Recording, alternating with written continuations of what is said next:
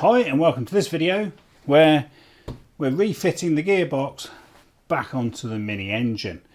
I think it's been about a month now and it's long overdue. So yeah, we'll get this sorted back on there, and if time permits I would like to have a bit of an attempt at mending two of the engine mounts using silicone sealant. So hope you enjoy this video and thank you for watching. So the first task is to lightly lubricate some parts on the gearbox before refitting back onto the engine. So the type of grease to use is probably a bit of a difficult one because a lot of people say all sorts of different things. So I'm just going to use some moly grease here, which is a high temperature grease, and it's what's used in CV joints.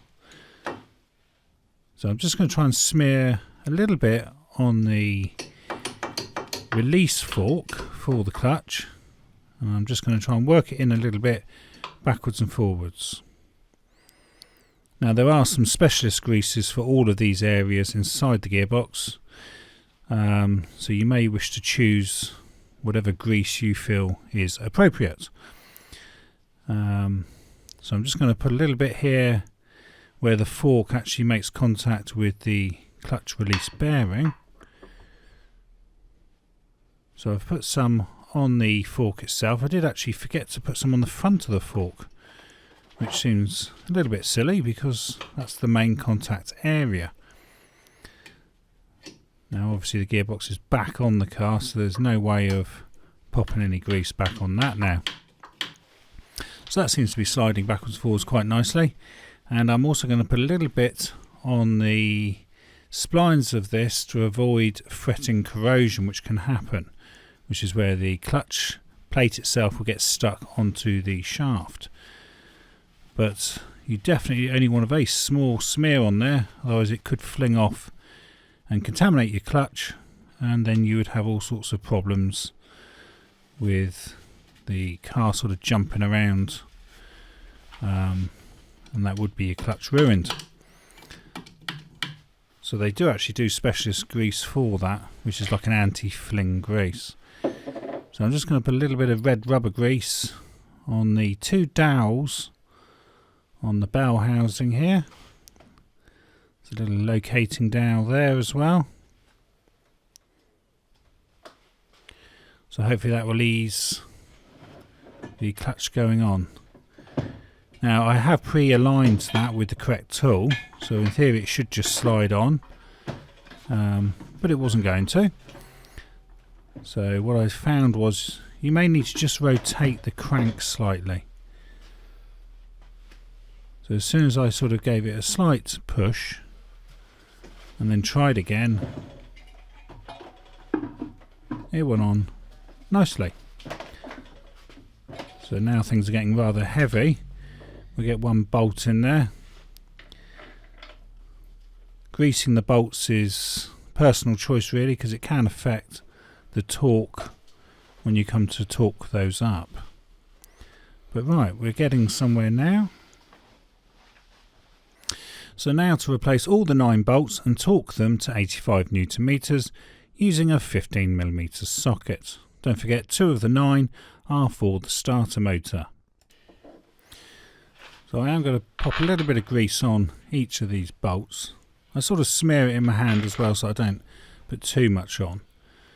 But like I said, there's different views on this because obviously adding grease will effectively make the bolt travel further in before the torque wrench actually gives the click. So in some ways it may be better to just lightly oil them, so that hopefully the torque setting is as close as possible. So I'm just going to speed these in now, cheat a bit and use an air ratchet, and at this point I'll probably hurt myself. Once that ratchet stops, the force is going to go somewhere. straight into my hand. Alright, so anyway, that aside, we've recovered and we're using a long extension now so we can get into the bottom of the gearbox area. So there's 2 bolts down there, tucked away. Been a bit more careful this time, I don't actually hurt myself. So I'll set my torque wrench now to 85 Newton meters. I'll tighten them up in a sort of bit of a diagonal manner, just to try and be a bit safe. Obviously with the engine like this on a bench, you have to be very careful in case you actually tilt the engine and it rolls over and goes on the floor. That'd be quite catastrophic. Thankfully that hasn't happened. Tried to though. So on to refitting the starter motor with a 15mm socket again, and the 2 associated bolts being torqued to 85 Newton meters. Right, so I'll take those 2 bolts out, then we can pop the starter motor in.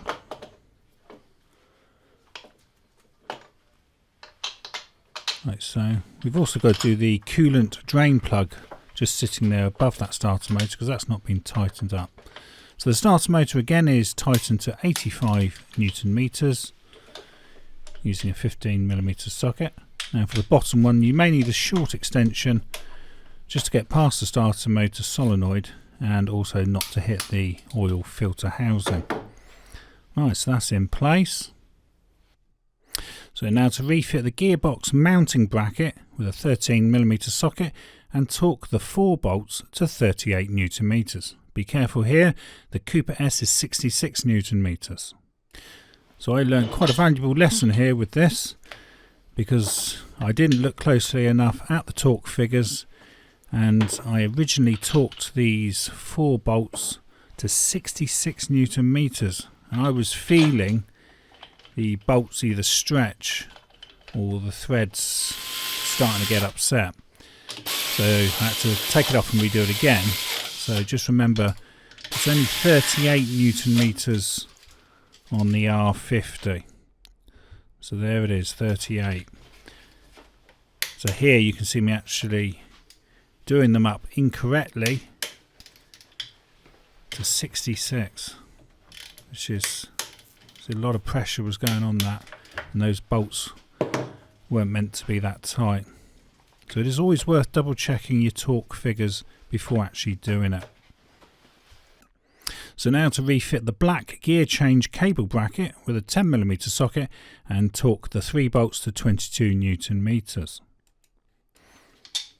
So I'm just going to grease the little pivoting part that makes contact with the gear change lever.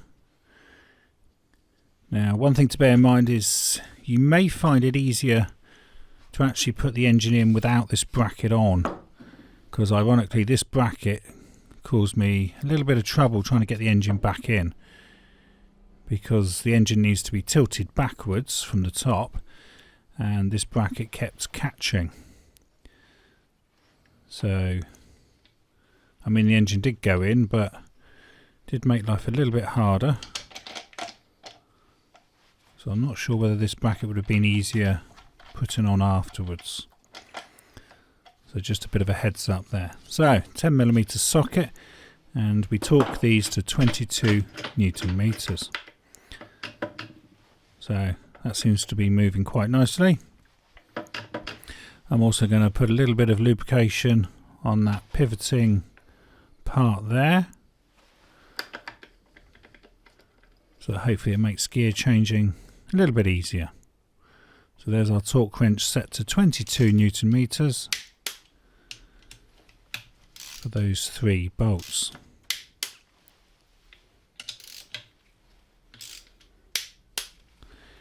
Now I'm also going to put a little bit of silicone grease on the stem underneath, just there. So hopefully that keeps that part nice and also gives some lubrication to that rubber seal. So I'm just going to see if I can temporarily strengthen the failed engine mounts with some silicone sealant. Polyurethane is a lot better though. So I'm going to start with the lower mount and just remove that. And that requires a 16mm socket and definitely a breaker bar. So again, I actually put this back on, and in the end I had to take this back off again when I came to try and get the engine back in, because this actually got in the way quite a bit when trying to put the engine in. So you may actually want to remove that part anyway. So I'm just going to clean the threads there because they are quite corroded. And then I'll give the bush a little bit of a clean in some petrol, dare I say. Probably not the right thing to use. And then I'm going to just show you there how much it's broken. So clearly this mount is not going to hold that engine very well. So that would definitely be an MOT failure, I would have thought. So I'm going to just key the surfaces and hope that will actually help the silicone to get a better bond onto them. And then what I'll do is I'll use some of my wife's decorating silicone. Sadly she didn't have any polyurethane, otherwise I'd have used that instead, because I do believe that's a lot better. But this one, the end kept coming off this, so I was actually having to try and hold the end on while squeezing the trigger. Made life a little bit harder. That's my excuse for some messy siliconing. Probably best not get me to do the bathroom. But anyway, so hopefully it would do the purpose that I want it to do, which is just to hold the engine a little bit steadier.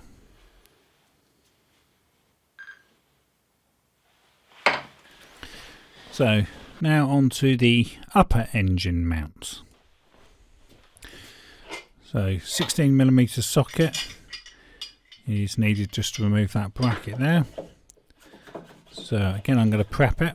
Can't really put petrol on this because it's going to go everywhere. So we'll just go for it. Like I say, as long as it holds it better than it is, which it should do. Can't see that falling out. So I have seen some reports of using polyurethane as being extremely successful in doing this to mend mounts. So that's why I think it's probably should be okay. And if it does come apart, then obviously I'll just have to buy some new mounts. So it's not fully set, but that definitely looks a lot more sturdy than it was. So I'll go and put that back onto the car, but like I say, it's probably best to leave that actually off because it will actually get in the way. I thought I could perhaps just swivel it out of the way while I drop the engine in. Now that's looking pretty okay. It's only had overnight to set, but it seems a lot stronger. And likewise, probably best leave this bracket off as well until the engine's in. So I best tighten the coolant drain plug on the back of the engine block before I forget, as access is extremely difficult once the engine's back in. So this is a 14mm socket. Now I think there was some PTF thread on that. Whether a previous mechanic put that on or whether BMW put that on at the factory, I'm not sure. But I'm just going to go with a little bit of RTV and just pop that in without over tightening it. It did actually look somewhat conical in shape, so it might be self-sealing as you tighten it up. But either way, I'll just pop a bit of RTV on there and then just snug that up a little bit. Access to this is extremely difficult once the engine's back in, and I couldn't find a torque setting for it either, and I had 3 sources of information. So now it's time to get things ready for the engine lift. So I'm just going to remove this left hand bracket, which is for the gearbox to the vehicle body.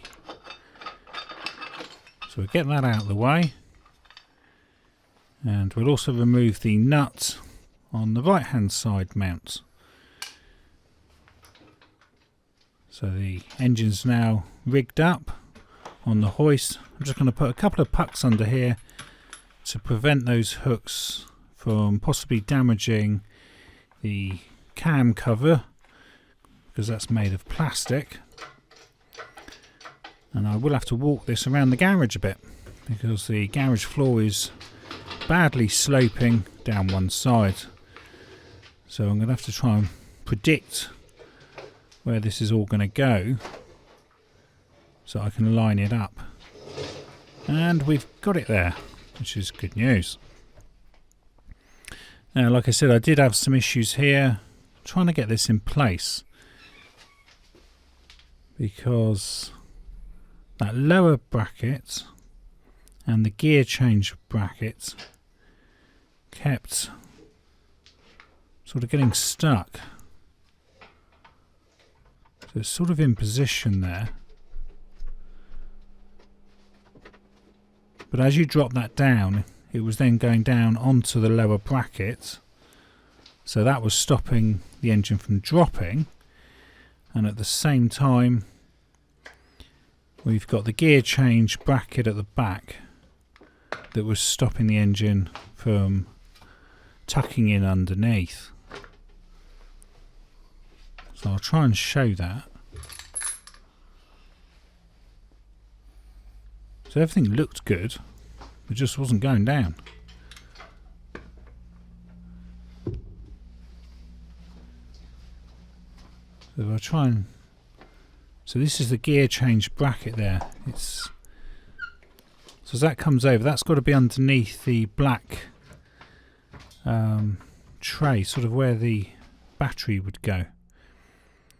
But it kept sort of getting caught there. So, and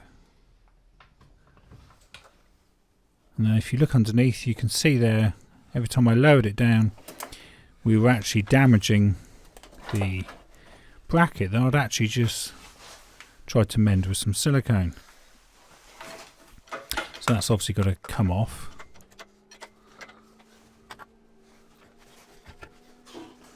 So I did try to pull the sump forward, but that didn't really sort of work. I think perhaps if you had two people, you might have been able to have done it. See, so we're now catching on the top here. So that needs to go underneath, like so.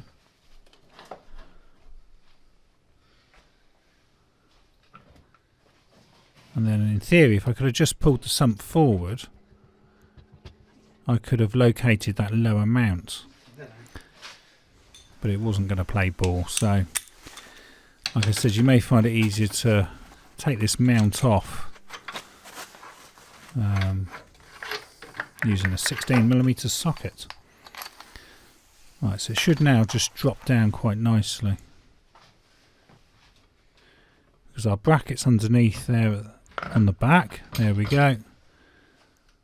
So we're located on the right hand mount on that protruding bolt. So we can then get the left hand mount into position now, and I'll put the single large bolt in there. I'll just keep it all loose for the moment, because it's still not quite lined up. I don't want to force anything. I want it all to just sit in of its own accord. So we need to lift up the gearbox side. So what I'll do is I'll use quite a tall bottle jack. Couldn't really get my jacks in there because of the legs of the hoist, but that jack was just enough so I can get one bolt in.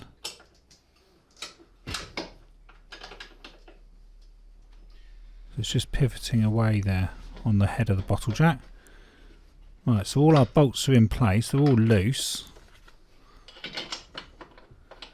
which is fine. So I'll tighten those now.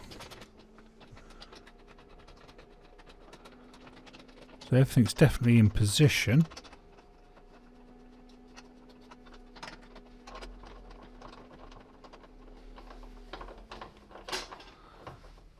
So it should be a case now of just going under the car and getting that lower mount in. So what I found was I could still use the bottle jack just to pull the engine forward enough for that mount to slide back in.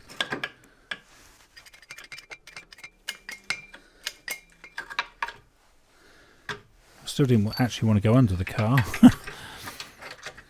with an engine that's somewhat loose. Now I could just lower that back into position and pop our bolt in.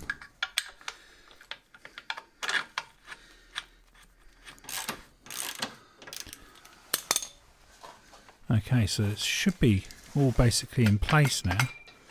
We'll get that bottle jack out of the way. Just snug these up before I actually remove the hoist. Yep, that's all in. Pop our nut on there. So that is the engine back in the car. Just take all these chains off.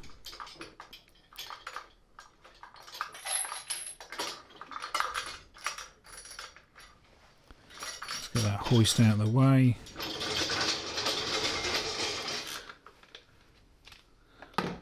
Also, we've got the two chains here connected to the engine block. And there's a little bracket that does need to go back on there. So obviously all this is going to have to be retorqued now.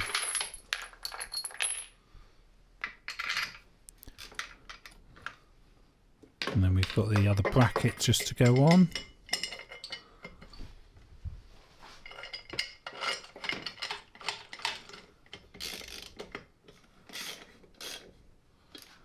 Right, so that's looking quite good. So it's definitely back in the car. So now we need to torque all these engine mounts up. So I'll start with the top engine carrier bracket to engine support bracket, as seen here in red. So we need to set the torque wrench to 100 Newton meters. Like I say, double check all these figures. These are best to my knowledge. I've tried to double check them, but mistakes can happen. So that does seem quite tight, that. I'm pretty sure it says 100 Newton meters. My facial expression says it all. I suppose it is an engine mount, so it would probably need to be quite tight. And then this one's also 100 Newton meters.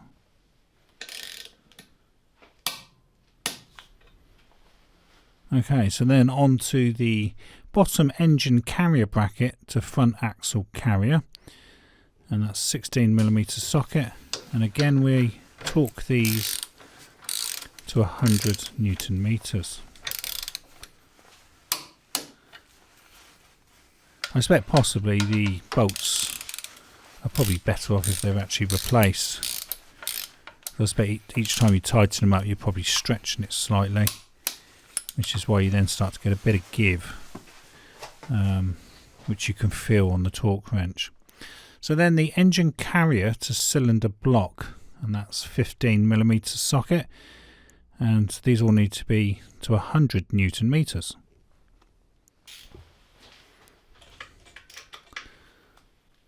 These felt a little bit better, or how I would think they would feel.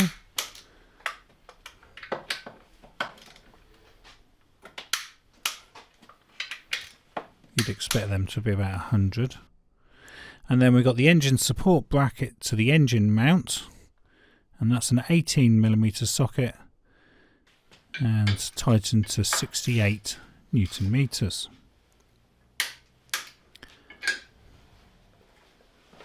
So if we go over to the other side, we've got the gearbox mount retaining bolt to the upper bracket, and for that it's a 16mm socket, and we tighten this to 66 Newton meters,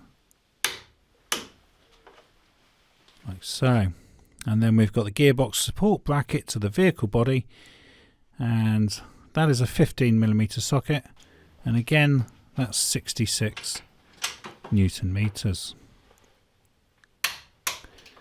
I always feel happy when I get a nice positive click, as opposed to putting the torque on and you can feel things stretching. Makes me always a little bit nervous, that does. Nice positive click, please. Okay, and so here's some reference photographs. Basically it's the 3 photos showing the plastic part of the gear change lever and where it snags or catches on the black tray. I'd like to just end this video with a bit of a thanks to Eric Betancourt for his generous donation towards the channel, and I do appreciate that because it does take quite a bit of work and a fair bit of money as well to make these videos, and donations are always appreciated. So thank you very much for that, Eric, and have a good weekend everyone. Thank you. So you've been watching how to put your Tritec engine back into the car, and thank you for watching, and I hope this video helps you refit your mini engine back into your engine bay. This video was filmed and edited by me, Mark Savage, in September 2021, and I can also be found on Instagram and Facebook under Coats and Gators.